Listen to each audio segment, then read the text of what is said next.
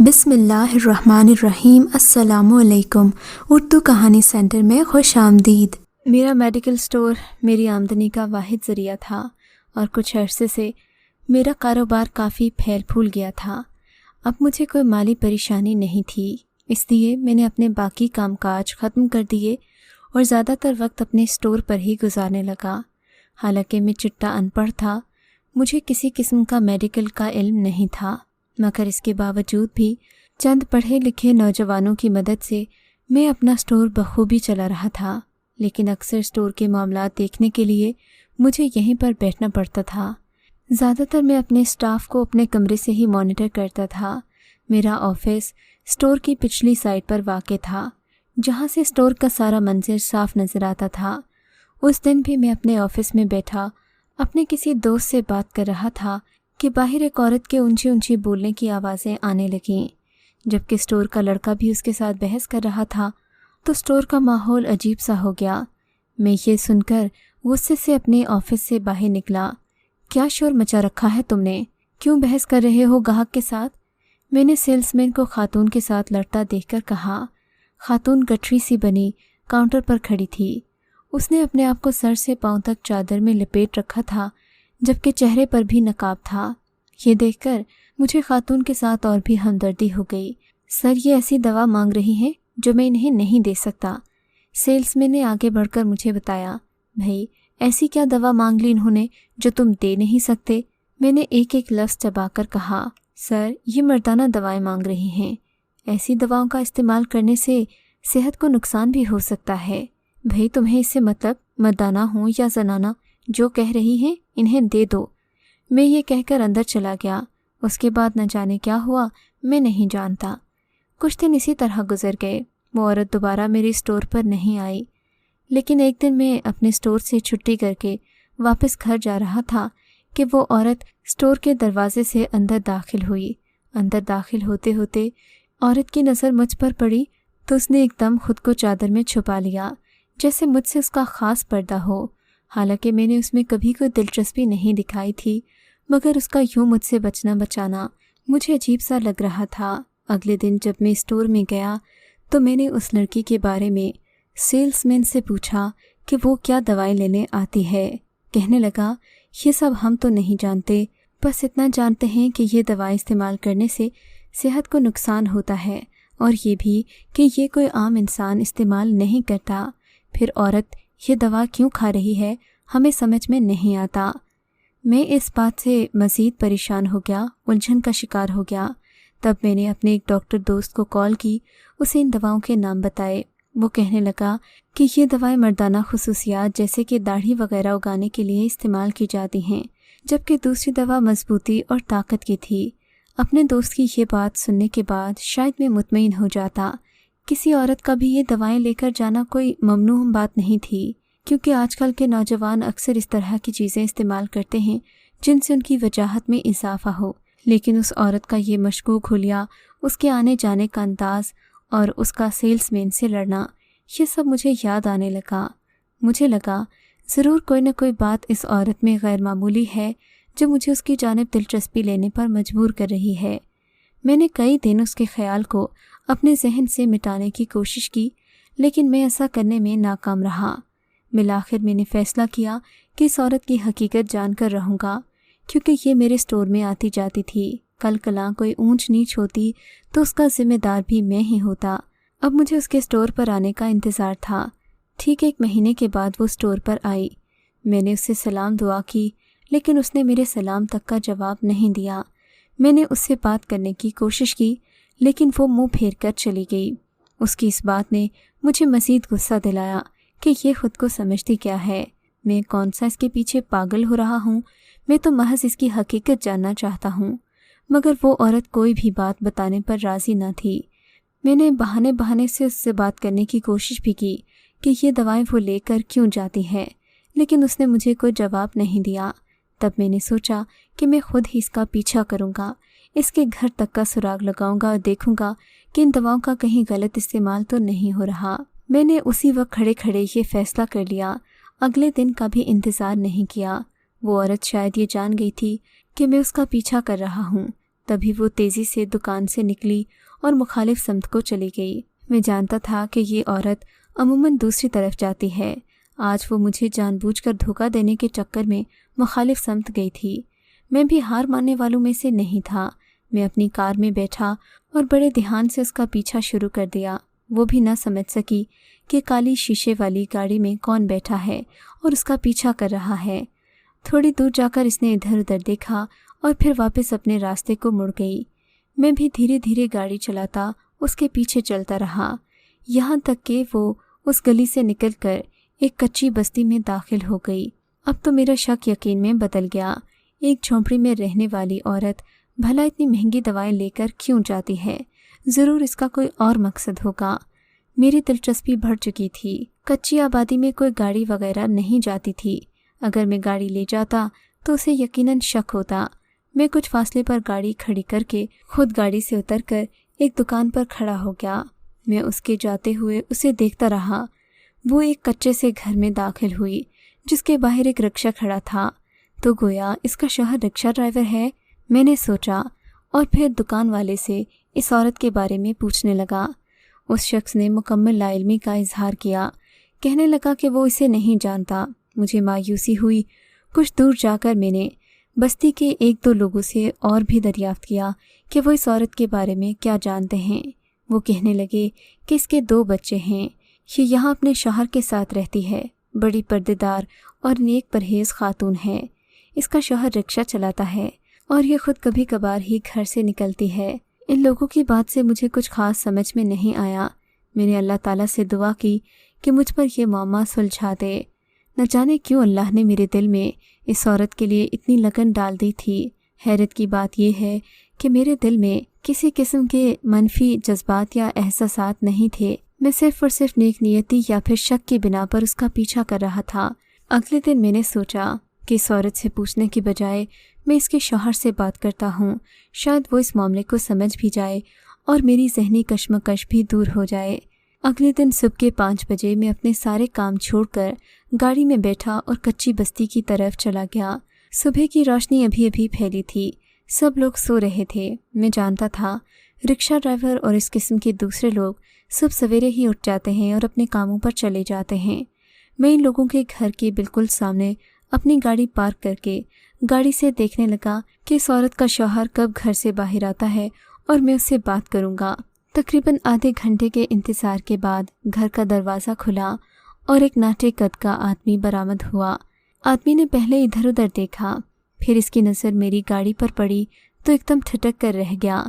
जल्दी से अपने रिक्शे पर बैठा, लेकिन इससे पहले कि यह आदमी रिक्शा चलाकर यहाँ से दूर चला जाता, मैंने इसे जा लिया। भाई साहब सुनिए, मुझे यहाँ आगे तक जाना है, क्या आप मुझे छोड़ देंगे? तब उसने मुंह फेर कर जवाब दिया, आपके पास इतनी बड़ी गाड़ी तो है, फिर आप मेरे रिक्शे पर क्यों बैठना चाहते हैं? दरअसल भाई साहब, मुझे सब्ज़ी मंडी जाना है। आपको तो पता है वो कैसी जगह होती है, वहाँ गाड़ी लेकर जाना खामखा मुसीबत है। अगर आप मुझे पहुँचा दें तो बड़ी मेहरबानी होगी आपकी, मैंने कहा और रिक्शे में बैठ गया। मेरा इरादा था कि सब्ज़ी मंडी आने से पहले ही मैं इस शख्स को अपने आने का मकसद बता दूंगा और इससे पूछूंगा कि आखिर इसकी बीवी इस कदर दवाएं लेकर क्यों जाती है, वो भी ऐसी दवाएं जिनका मकसद भी गैर वाज़िह था। बहरहाल अभी सब्ज़ी मंडी नहीं आई थी कि इसने रिक्शा रोक दिया। क्या हुआ भाई साहब, मैंने अनजान बनकर पूछा। मैं इससे आगे अपना रिक्शा लेकर नहीं जा सकता, बेहतर है आप यहीं उतर जाएं। मैं यहीं उतर जाऊं? ऐसा कैसे हो सकता है? मैंने आपको पहले बताया था कि मुझे सब्ज़ी मंडी जाना है। हाँ, तो मैंने आपको नहीं कहा था कि आप मेरे रिक्शे पर ही खामखा बैठें? उसने सख्त लहजे में जवाब दिया। अच्छा ठीक है, तो मुझे कॉलेज चौक पर छोड़ दो। मैंने उसे दूसरी पेशकश की। कॉलेज चौक पर मैं उसे क्यों लेकर जाना चाहता था, ये भी एक अलग कहानी है। खैर, इस पर वो राज़ी हो गया। मैंने उसे यहाँ तक आने का किराया अदा किया और वो मुझे कॉलेज चौक तक ले गया। कॉलेज चौक आते ही मैंने अपना असल मुद्दा बयान कर दिया। दरअसल भाई साहब, बात यह है कि मैं कुछ दिनों से आपकी बीवी को स्टोर तक आते जाते देख रहा हूँ। वो जिस स्टोर से दवाएं लेने आती है वो इस इलाके का सबसे बड़ा स्टोर है। हर किस्म की दवाएं मिलती हैं, लेकिन आपकी बीवी अजीबो गरीब किस्म के फार्मूले मांगती है। कभी कहती है उसे दाढ़ी उगाने वाली दवा चाहिए, तो कभी हमें ऐसी दवाएं बताती है جنہیں کھا کر انسان کی موت تو یقینی ہے۔ وہ دوائیں کھانے سے انسان وقتی طور پر اپنی صحت تو بنا لیتا ہے، مگر اس کے بعد جو ہوتا ہے وہ تو میں آپ کو بتا بھی نہیں سکتا کہ کتنا نقصان دہ ہے۔ آپ اپنی بیوی سے کہیں کہ ان دواؤں کا استعمال کرنا چھوڑ دے۔ میں اسے سمجھانے لگا۔ اس بات کا اس نے مجھے کوئی جواب نہیں دیا۔ آپ کو اس معاملے میں بولنے کی قطعی ضرورت نہیں ہے۔ کچھ دیر ٹھہرنے کے بعد اس نے جواب دیا، میں اچھے سے جانتا ہوں کہ میرے گھر میں کیا ہوتا ہے اور کیا نہیں۔ اس نے بڑی بے نیازی سے کہا۔ مجھے اس کی یہ بات بہت بری لگی۔ اچھا تو یہ بات ہے، مجھے لگتا ہے تم بھی اپنی بیوی کے ساتھ اس کھیل میں ملے ہوئے ہو۔ میری بات پر وہ گھبرا گیا۔ کیا مطلب؟ میں کوئی کھیل نہیں کھیل رہا، میں تو اپنی روزی کماتا ہوں۔ اس نے بے چارگی سے کہا، تم ایسے نہیں مانو گے۔ میں نے سامنے کھڑے پولیس والے کو اشارہ کیا۔ خدا کے لیے پولیس کو مت بلوانا، مجھے پولیس سے ڈر لگتا ہے۔ وہ تو اب جیسے بھیکی بلی بن گیا۔ اچھا اتنی جلدی ڈر گئے، چلو مجھے بتاؤ سچ کیا ہے۔ میں سچ نہیں بتا سکتا، اس نے مجھے غصے سے کہا۔ تمہیں سچ بتانا پڑے گا ورنہ میں تمہیں چوری کے الزام میں اندر کروا دوں گا۔ میرا غصہ دیکھ کر وہ تھر تھر کانپنے لگا۔ خدا کے لیے بھائی ایسا مت کرو، میں نے تمہارا کیا بگاڑا ہے؟ میرے گھر کے معاملات سے آخر تمہیں کیا دلچسپی ہے؟ میں جو بھی کروں وہ میرا معاملہ ہے۔ ٹھیک ہے، میں ابھی پولیس کو بلاتا ہوں۔ یہ کہہ کر میں نے سامنے کھڑے پولیس والے کو اشارہ کیا۔ پولیس والوں سے میری کافی جان پہچان تھی۔ سپاہی نے آتے ہی مجھے سلام کیا اور میری طرف سوالیہ نظروں سے دیکھنے لگا۔ میرا دھمکیوں میں اس لہجہ سن کر اس نے آہستہ سے کہا، آپ میرے گھر چلیں، میں آپ کو سب بتا دوں گا۔ میں نے پولیس والے کو واپس جانے کا اشارہ کیا اور اس نے رکشے کا رخ اپنے گھر کی طرف موڑ دیا۔ میں سوچ رہا تھا گھر میں اس کے بیوی بچے اس کا انتظار کر رہے ہوں گے، اسی لیے ذرا محتاط ہو کر اس کے گھر میں داخل ہوا۔ لیکن جیسے ہی وہ گھر داخل ہوا، اس کے بچے ماما ماما کہہ کر اس سے لپٹ گئے۔ یہ منظر دیکھ کر میں حیران رہ گیا۔ تب اس نے اپنے سر سے وہ پگڑی نما چیز اتاری اور میرے سامنے بیٹھ کر اپنی کہانی کا آغاز کیا۔ میاں، تم تو مجھے نہیں جانتے، لیکن میری نگاہیں تمہیں پہچانتی ہیں، اور کیسے نہ پہچانوں تمہیں؟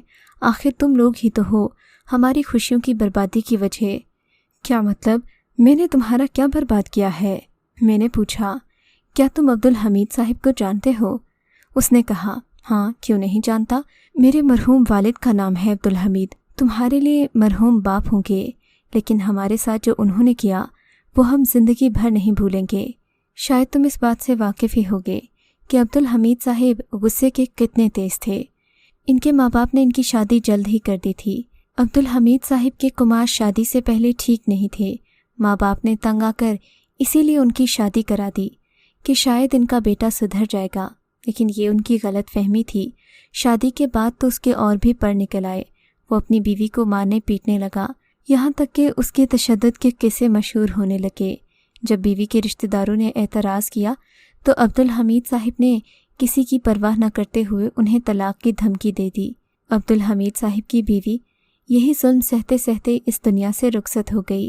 ماں کے بعد تو ان کے بچے بے آسرا رہ گئے۔ بے آسرا بچوں کو سنبھالنے کے بجائے عبدالحمید صاحب نے دوسری شادی رچا لی۔ انہوں نے دوسری شادی شہر کی ایک امیر و کبیر لڑکی سے کی تھی۔